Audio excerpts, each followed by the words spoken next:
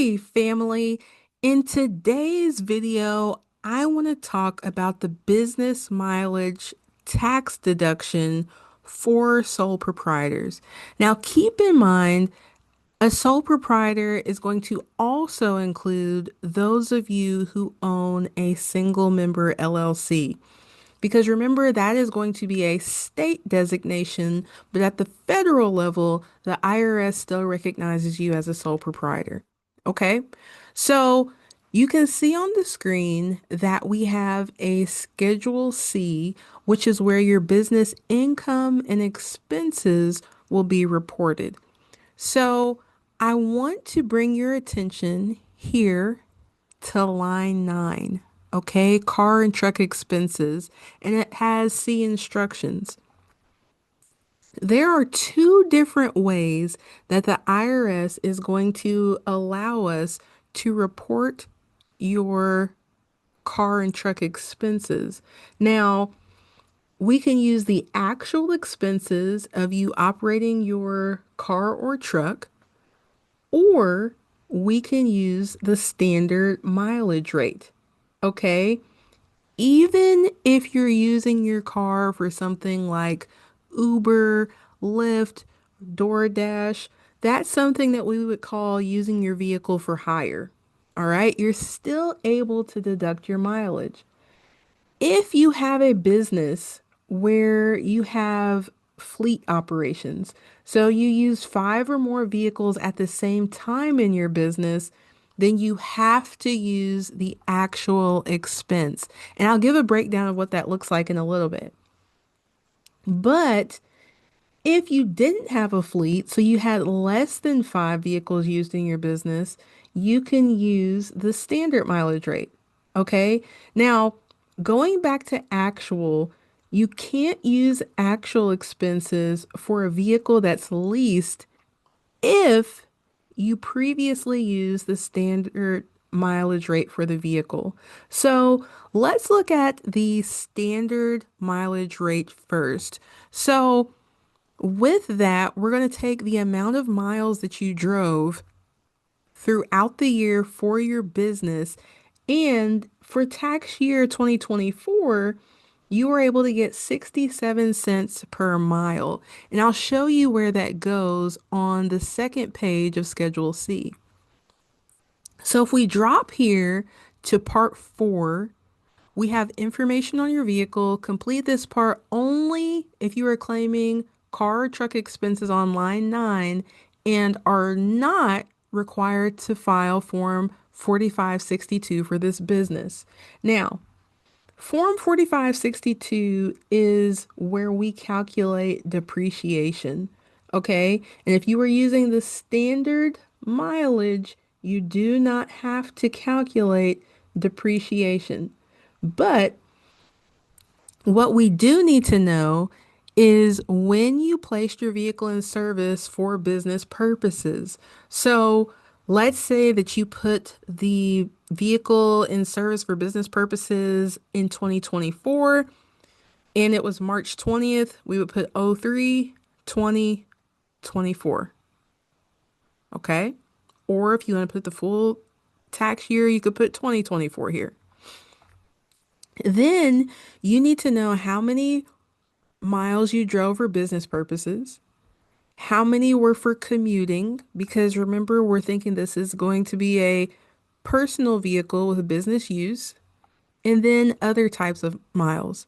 Now, sometimes people get confused and they think that, oh my goodness, I can just guesstimate the miles and I'm good.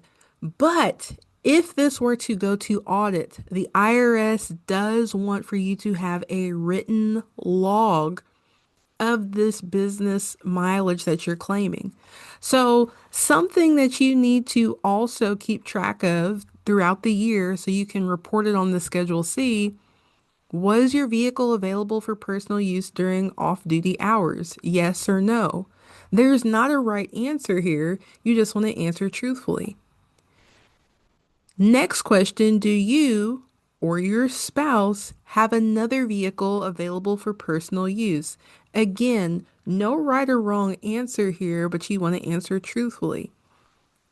Then, to what I mentioned before, do you have evidence to support your deduction? Yes or no? If you do, is this evidence written? Now, if you're wondering what does that mileage log look like, you should have the date that the vehicle was driven, how many miles were driven, okay? And then you also want to have the purpose of the trip.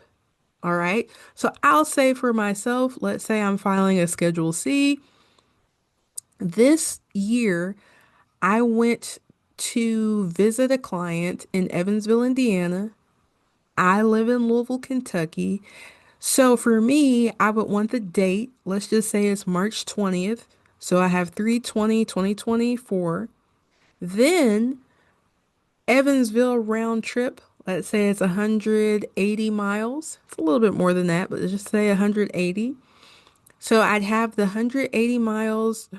And then for my purpose of the trip, it would be to see client ABC about a case update.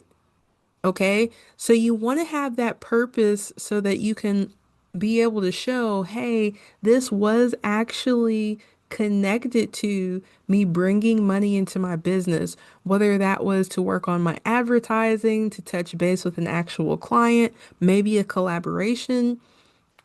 So, whatever it is, if this mileage that I'm attempting to claim is called into question, I have a written log with the documentation.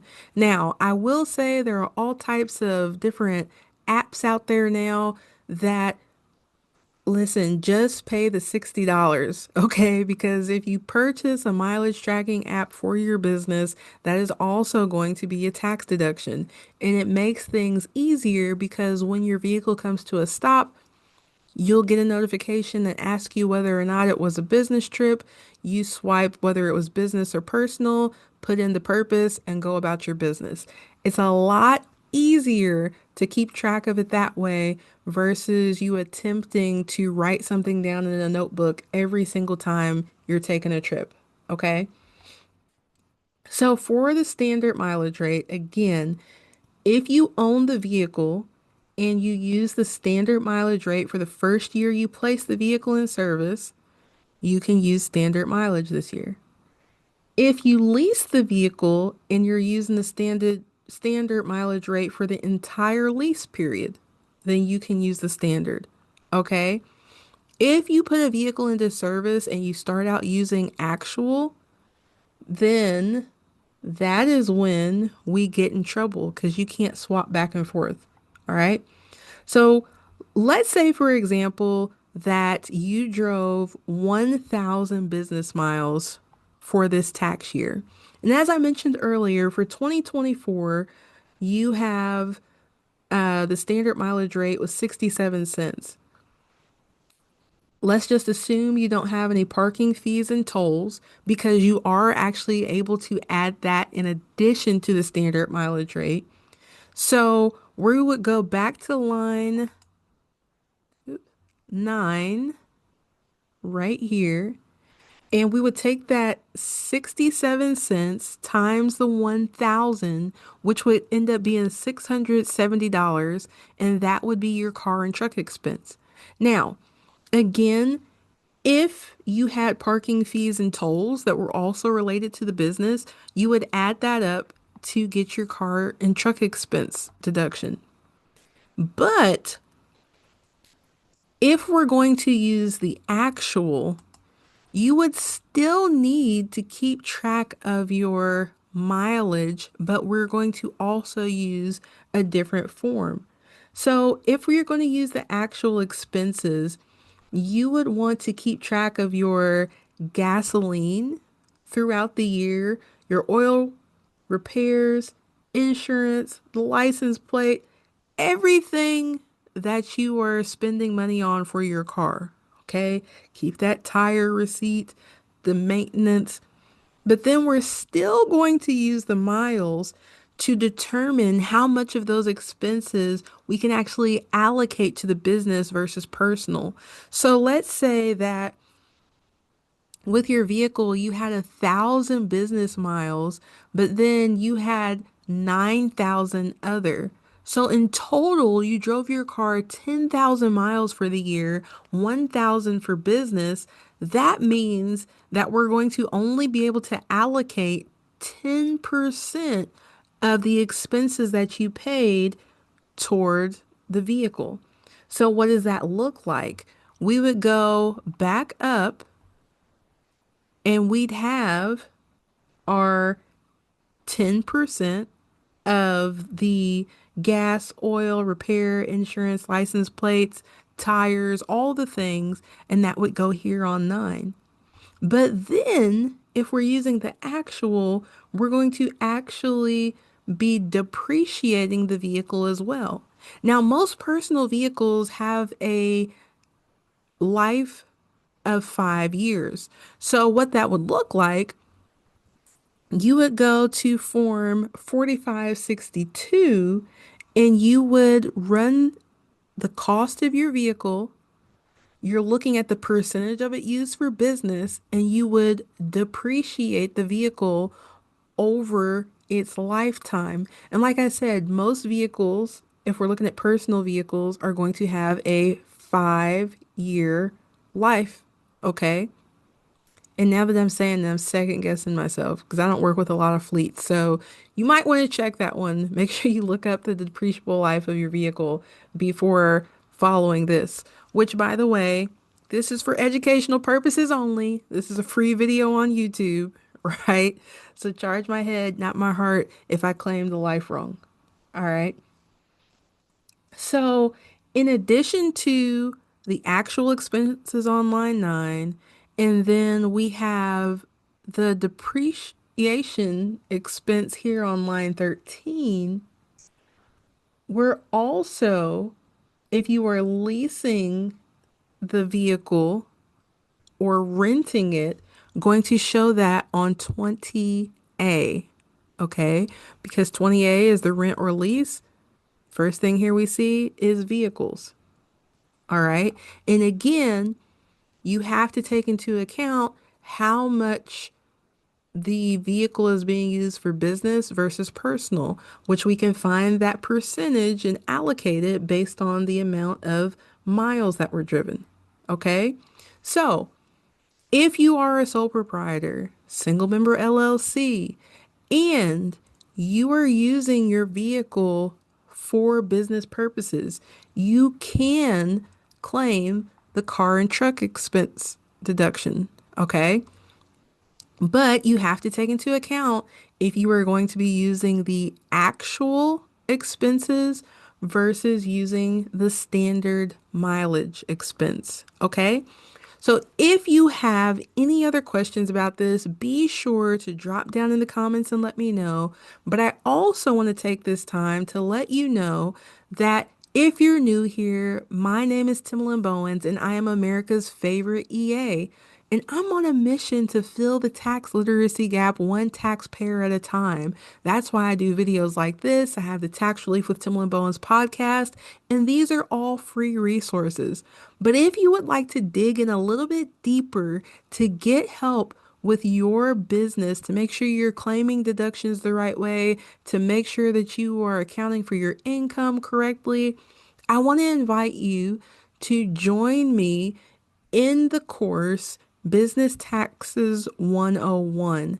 Now, this is going up for pre-orders this week. Today is November 10th, and it will officially be on sale for Black Friday.